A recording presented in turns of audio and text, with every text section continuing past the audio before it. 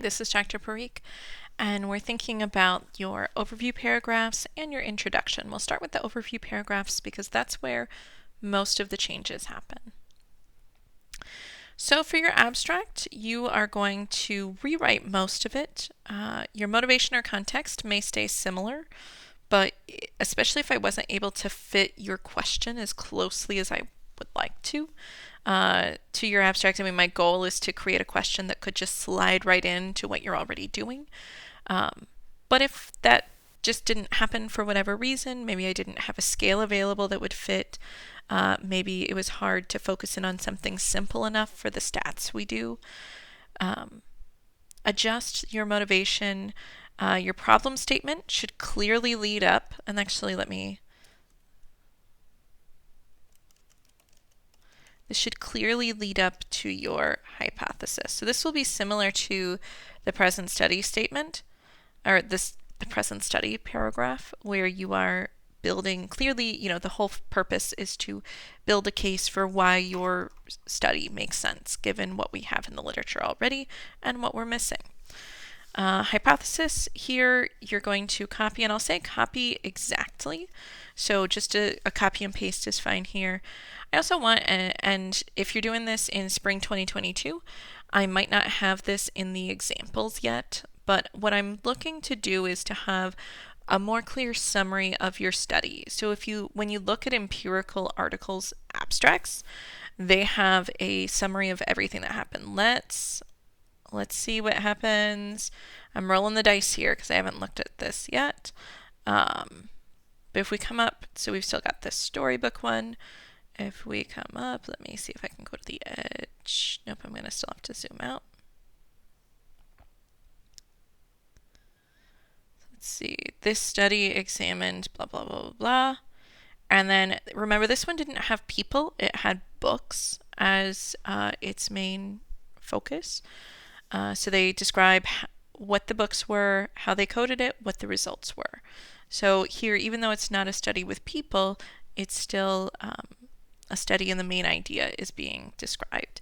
So I'm looking for you to do more of that. Let me zoom in a little on this. I realized I'm quite zoomed out here. Your analysis plans, use exactly this phrase, these italics. This will sound familiar given the results section. And then limitations, you want to make sure, and I'll say update for your study. And then if you need more things to get your words in, you can talk about future research, professional applications. Remember, there's a 250, so for the first abstract, for your literature review, the minimum seems more important. But keep in mind, this is a lot to fit into 250 words, so you want to be very brief with things. I didn't include this, so for your literature review paper, the on-ramp paragraph is included as part of the introduction outline, but most of your introduction isn't going to get updated here. Now, I will say, caveat, in the future, when you do a research proposal, you want to have figured out your main point, what your hypothesis and study are going to be before you dive too deeply into your introduction. So you're going to read everything, start organizing and making plans, and then at some point you're going to finalize that hypothesis or research question, and you're going to finalize the rest of your introduction around that. Because faculty who teach experimental and capstone have said that students don't always understand that it needs to all be consistent. So I've tried to add that emphasis in. For this case, I'm not actually going to have you rewrite the introduction. So the introduction portion of this video is don't rewrite the introduction. It is, you'll go through, look at the feedback I gave you. If you got a pretty good grade on the paper, there might not be a lot for you to do. But keep in mind, for the final for the research proposal, I'm going to evaluate how well you followed up on feedback. So, and things like not having enough integration or not having topic sentences that are pulling everything together and helping me understand what you see as the main points.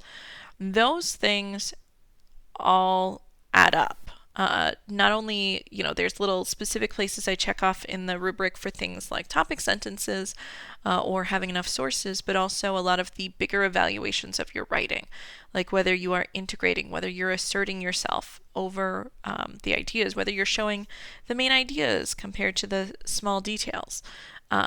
So you're going to be updating your introduction in general, just based on the feedback I gave you from the literature review paper.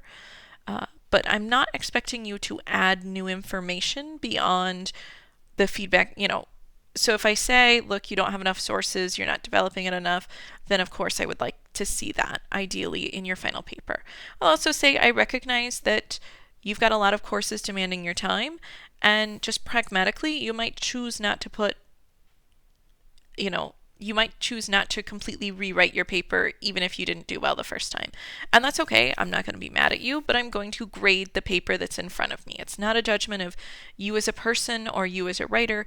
It's a judgment of this piece of paper, this digital file that you submitted to me at this moment in time and how it fits with the expectations. And I used to say just do your best, but I was attending a continuing education workshop for psychologists, and the person was talking about perfectionism and anxiety and said, even do your best is really hard to interpret, because what is my best? If I go to bed, if I stop at 11 p.m., have I done my best? If I stop at 1 a.m., have I done my best? If I get any sleep at all, have I done my best? And so instead, what that presenter suggested was to say, make a reasonable effort. And that's what I'd like to see for your revision and your paper in general. So that's my brief little, you don't really need to change the introduction. The one other exception, if you added something into your discussion for your theory, if you needed to add a new idea in, or for anywhere in your discussion, you need to make sure that you plant that back in the introduction, and we just pretend that it was always there the whole time. So the on-ramp paragraph is that first paragraph, and we're going to adjust it to, we're going to keep some of it, and we're going to adjust other parts to focus on what you're doing new in the study. So the current study aims to analyze blah, blah, blah, blah, blah. And you see this, however, kind of explaining why this study exists, what the purpose is, what the hypothesis is, and then it kind of massages back in. And I think I might have had to move one or two things around a little to make this all work. But it works. So you're still going to have this awareness raising with at least one source, and then also starting to transition into what information do you need to understand the points I want to make near the end of that paragraph. This is one time that I'm not expecting you to, although it's okay if you do, because I think that's what I have right here. Actually, no, this is the more general interpretation. So we see here it is hypothesized that birth order will have little to no effect. But if we look down here, the present study hypothesis is that, consistent with previous research with smaller families, there will be no association between birth order and personality in families with 5 or more siblings. So it's a slightly less formal wording of that hypothesis. Whoops.